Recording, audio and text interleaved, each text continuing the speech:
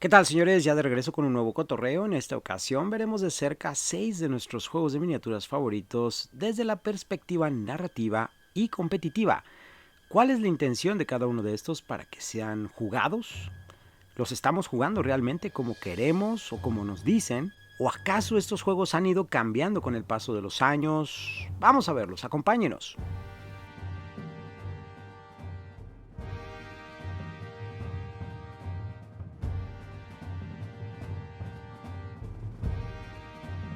Antes que nada hay que reconocer que tanto juegos como jugadores tienen siempre un lado competitivo. En la primera parte de este video hablaremos del perfil de un juego o jugador competitivo y también del perfil de un juego o jugador narrativo. Esto será importante para entender cómo fue que evaluamos cada uno de los juegos en nuestra lista y también saber identificarnos a nosotros mismos como jugadores, ya sea potenciales en una de estas dos categorías. Pero antes, una advertencia.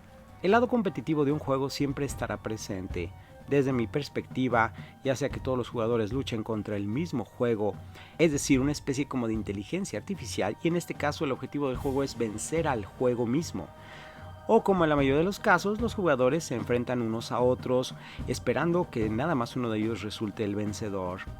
Dicho esto, algunos autores hablan del juego competitivo contra el juego cooperativo, haciendo una clara definición en que es requisito para un juego competitivo el que exista una contienda o competencia con otros jugadores, dejando fuera de nuestro análisis a los juegos cooperativos. Tal vez haya modalidades en modo cooperativo, pero no estarán siendo evaluados en nuestro video. Veamos entonces el juego y jugadores competitivos. Juego competitivo. En un juego predominantemente competitivo, la historia y los personajes pasan a un segundo término. Realmente no necesitamos encontrar justificación alguna o una excusa para que un ejército, nuestra banda de miniaturas, se enfrente a un oponente. Tal vez no tenga sentido. Batallas de alemanes contra alemanes, no importa. Es a final de cuentas el resultado el que nos interesa. Poner a los dos ejércitos, nuestras dos listas, a prueba. No necesitamos encontrar una excusa para elegir a nuestro adversario y lo único que importa es arrebatarle la victoria. No hay consecuencias, no hay un costo. Nada está en juego más que nuestra dedicación, tiempo y tal vez nuestra reputación.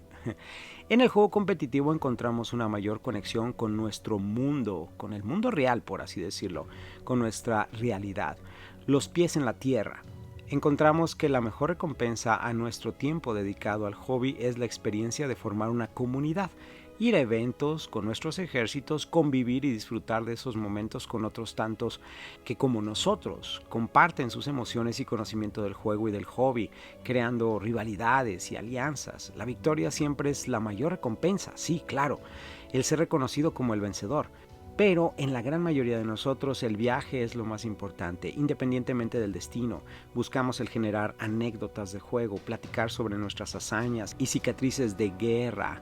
Reconocemos a un ejército facción por sus reglas especiales y habilidades, no tanto por su historia, principios o héroes. En sus libros de ejércitos, los capítulos que hablan de su filosofía y razones de lucha es una lectura que tal vez nunca lleguemos a leer.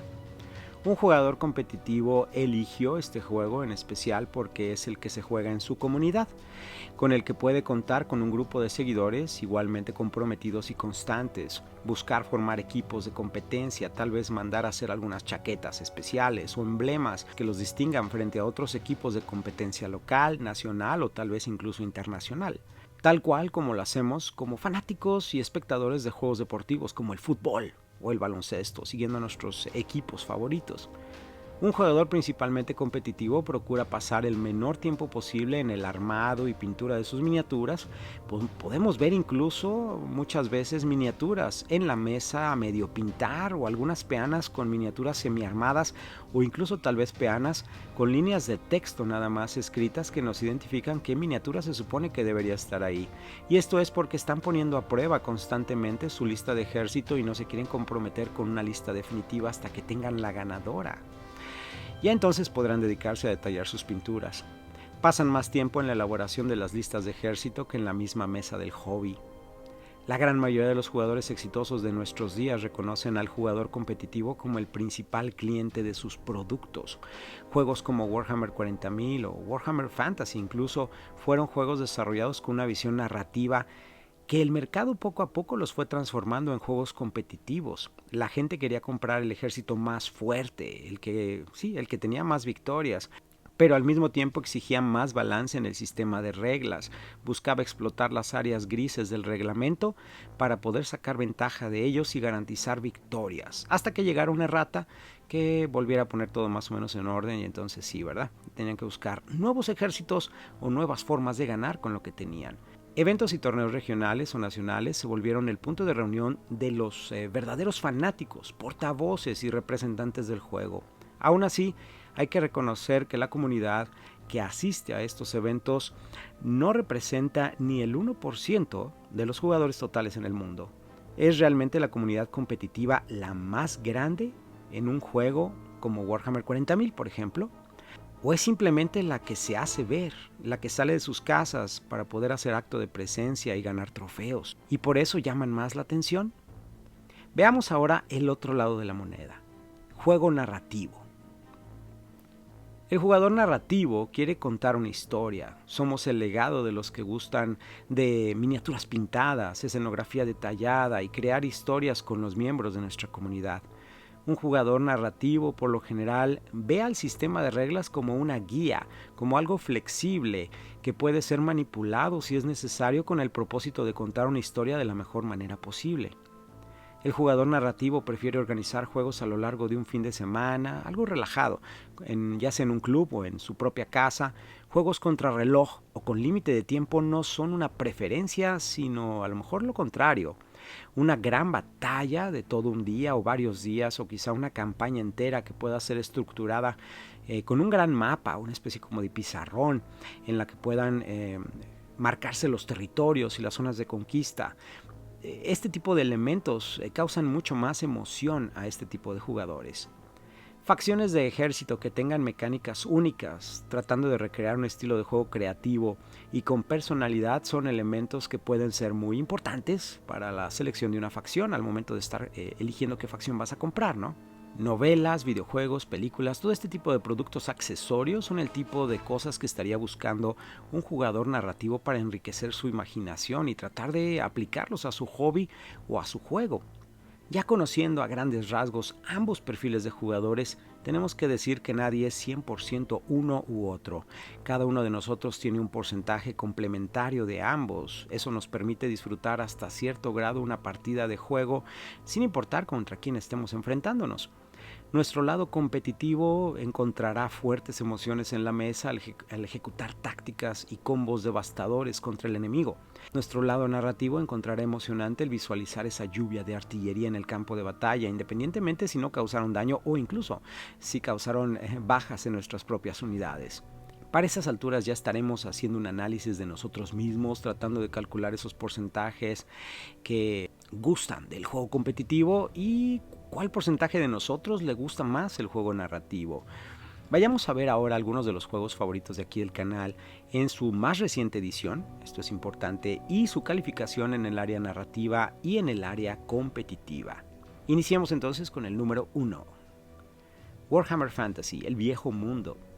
Lo primero que hay que reconocer es que Warhammer Fantasy como tal tiene muchos años en el mercado. Originalmente, cuando fue elaborado, se pensaba como un sistema de reglas que te permitiera contar una historia, es decir, era predominantemente narrativo. Con el paso de los años han ido cambiando conforme han ido agregándose ediciones al juego.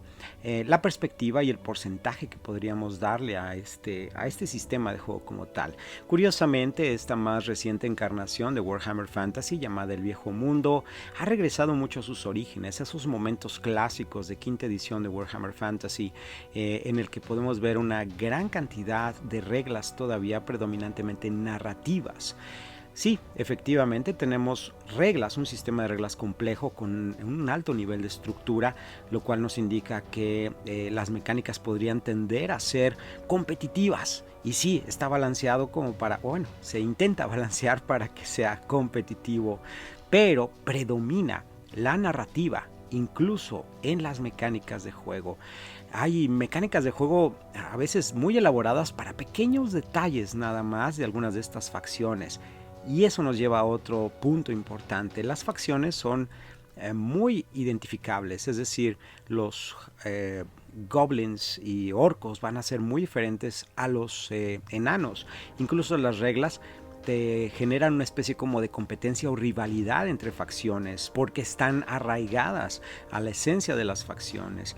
¿Hay reglas para torneos? Sí, pero no son el objetivo primario de Games Workshop el motivar este tipo de eventos. Te dan algunos escenarios competitivos balanceados con la intención de que la confrontación la puedas hacer en un club o en un torneo. Y curiosamente son los escenarios más jugados alrededor del mundo porque la gente lo quiere llevar a este tipo de terrenos.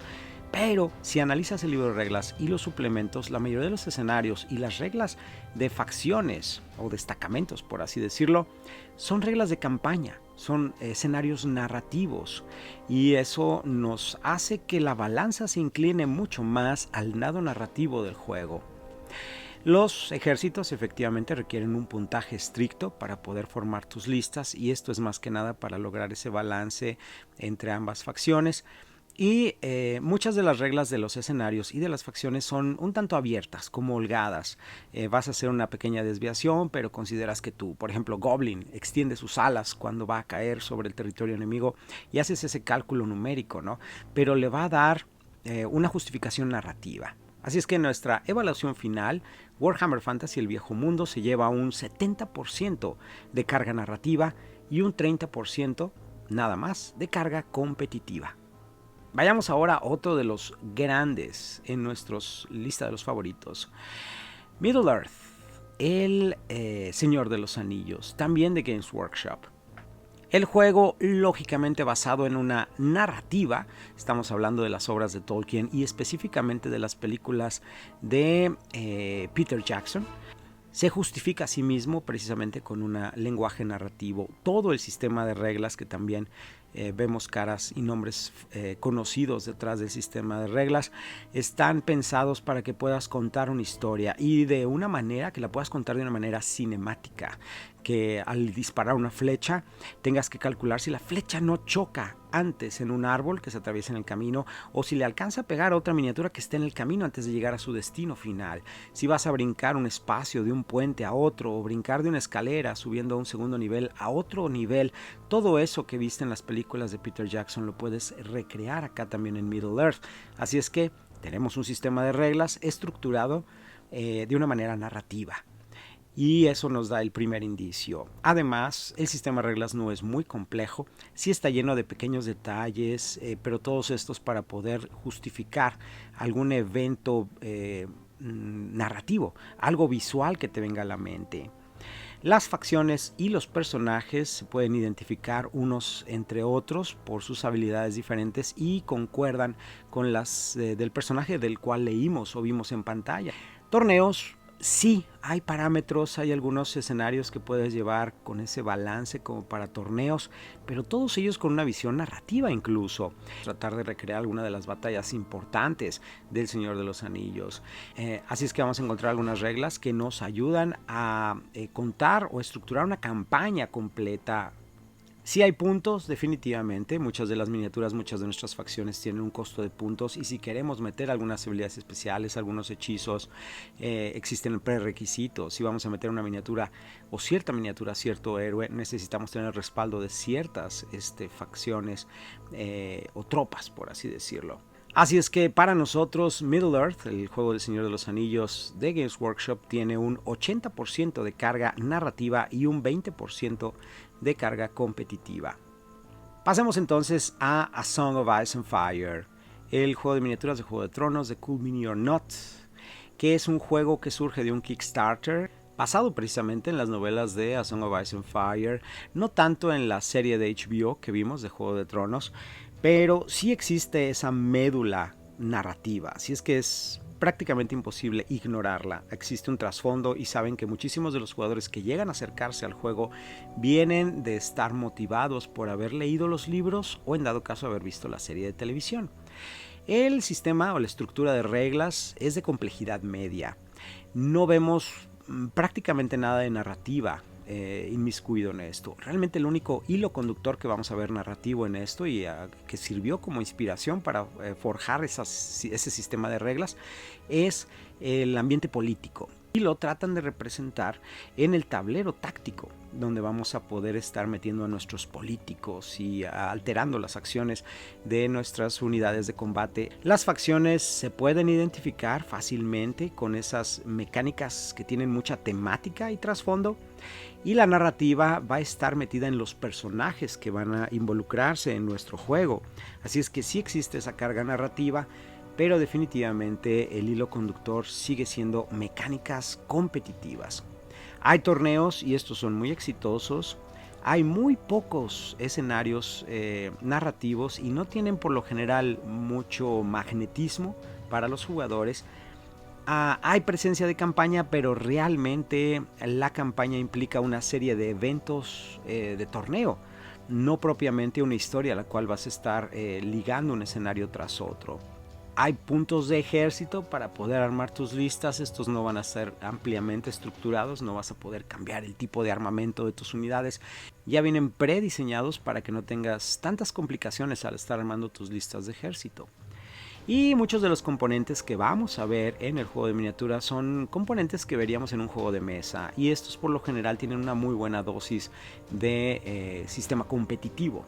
La narrativa es algo que se da como resultado de la interacción de estos mecanismos. Así es que bueno, A Song of Ice and Fire para nosotros es un juego que es 30% narrativo y 70% competitivo. Pasemos entonces a One Page Rules. One Page Rules surge como un sistema de reglas agnóstico, una especie de emulador de Warhammer 40.000 o Warhammer Fantasy o Age of Sigmar, podríamos decir. Así es que sí, la idea era poder darte un sistema de reglas mucho más flexible, amistoso para tus miniaturas que ya tenías en tu colección de Warhammer 40.000 o de Age of Sigmar. Así es que bueno, en cuanto a estructura, las reglas son sencillas, no propiamente motivadas por una ambientación o narrativa. Con el paso de los años, One Page Rules ha ido evolucionando, han ido inyectando narrativa y eventos, campañas, todo para poderte dar ya un mundo completo. Las facciones son identificables, cada una de ellas se puede distinguir por algunas mecánicas, pero todas estas mecánicas están balanceadas. Vamos a encontrar una y otra vez muchas de estas mecánicas aparecer en diferentes facciones. Vamos a ver mucha más esencia en los hechizos, por ejemplo, o en la naturaleza de las miniaturas. Por ejemplo, los muertos vivientes van a tener algunas reglas que son exclusivas de ellas. Pero a final de cuentas son como aspectos narrativos muy genéricos.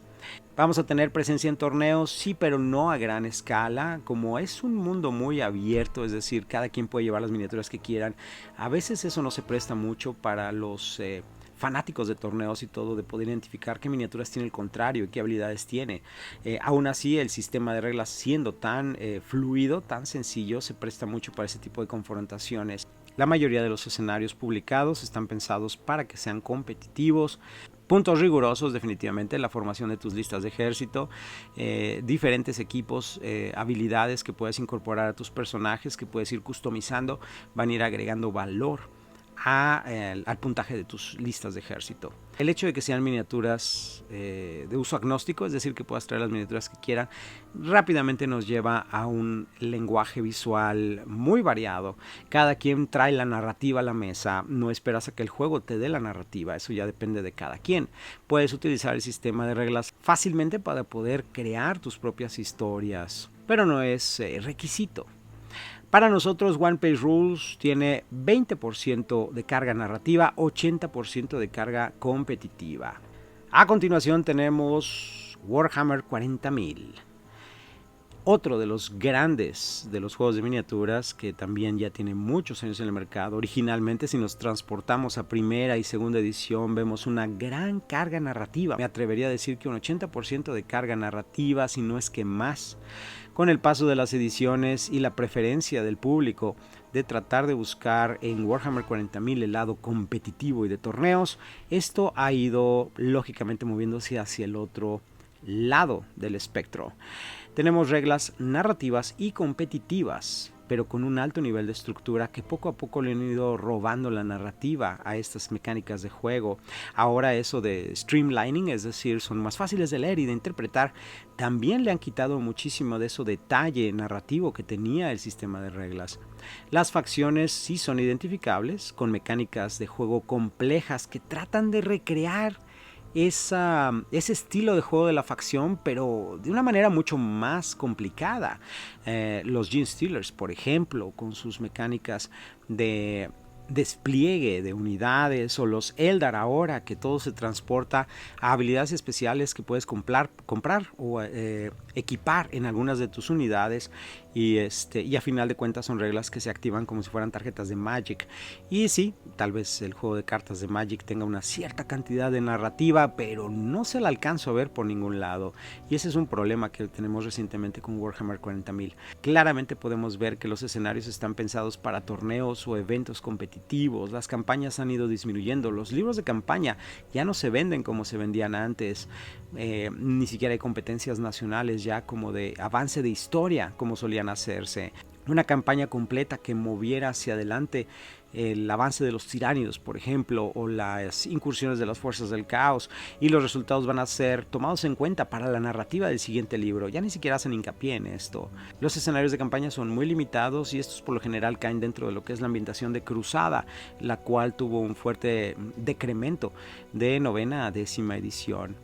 Actualmente tenemos puntos rigurosos de ejército, aunque sí se han vuelto más sencillos de estructurar y crear tus listas, porque algunas de los costos de armas, por ejemplo, y equipo ya está incluido dentro del costo de la unidad, no importa que elijas. Así es que en cierta manera han tratado de hacerlo un poco más holgado y sencillo, pero todavía encaminados a una ambientación de competencia y de torneos. Para nosotros Warhammer 40.000 es ahora un 35% narrativo, 65% competitivo. Todavía está la flama ahí, se alcanza a ver, pero se ha ido apagando poco a poco. Finalmente hablaremos de Bolt Action, tercera edición. El juego surge como una especie de juego de miniaturas histórico de acción de la Segunda Guerra Mundial. Warlord Games lo produce y la gente detrás del sistema de reglas curiosamente trabajó con los sistemas narrativos todavía de Warhammer 40.000 y Warhammer Fantasy. Así es que sí, se puede ver esa semilla, ahora sí que echando raíces, pero en un nuevo territorio, el ambiente histórico. Y qué curioso, la mayoría de los jugadores narrativos o que tienen esa preferencia narrativa terminan cayendo en ese aspecto histórico con el paso de los años. Ya cuando llegas a los 30, 40, 50 años de edad, por ahí empiezas a sentir ese llamado por los juegos históricos. En cuanto a la estructura de reglas, tenemos reglas narrativas de estructura media, es decir, vamos a tener un sistema de reglas estricto, con mucho nivel de detalle, pero encaminado a darte una ambientación narrativa. Las facciones son fácilmente identificables, son diferentes ejércitos históricos. No necesitamos revisar cartas de habilidades especiales y si activamos este combo entonces puedo hacer esto otro. No, todo ese tipo de mecánicas no nos ayudan a contar una historia, más bien nos distraen con mecánicas, se van directo a las cosas, ¿no? Por cada tantos rifles americanos puedes hacer un disparo adicional y esto logra recrear o representar las habilidades de los rifles M1 que traían por ejemplo los americanos, que no necesitaban martillar cartucho por cartucho para poder disparar. Eran, por así decirlo, semiautomáticos. Hay escenarios para torneos, sí, competitivos, de balance, pero estos son muy limitados. De hecho, el libro de reglas te da escasamente 10 escenarios para que puedas llevar a la mesa en un modo competitivo.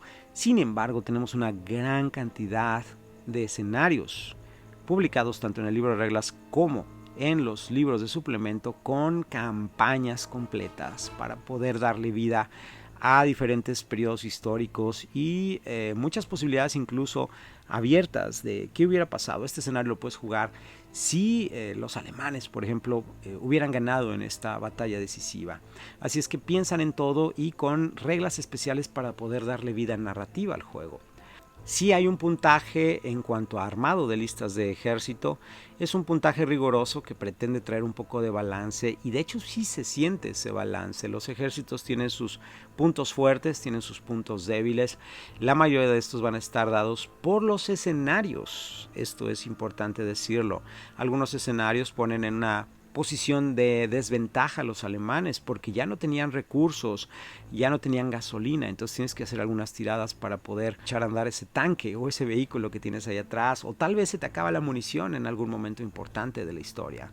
Pero aún así, buscando un balance entre los diferentes ejércitos que forman parte de los escenarios. Para nosotros, Bolt Action es un 70% narrativo, 30% competitivo. Y con eso, señores, dejamos ahí nuestros 6 juegos de miniaturas, de esos juegos favoritos en nuestra lista que de alguna u otra manera hemos jugado lo suficiente como para poder tener una muy buena visión de hasta dónde llega la narrativa realmente en uno de estos juegos. Pero hay muchos juegos más, juegos basados en las licencias de Star Wars, por ejemplo, o de Marvel, que definitivamente tienen que tener una muy buena carga narrativa. Y algunos de estos se fueron demasiado al extremo competitivo, como el de X-Wing, por ejemplo, el de combate de naves.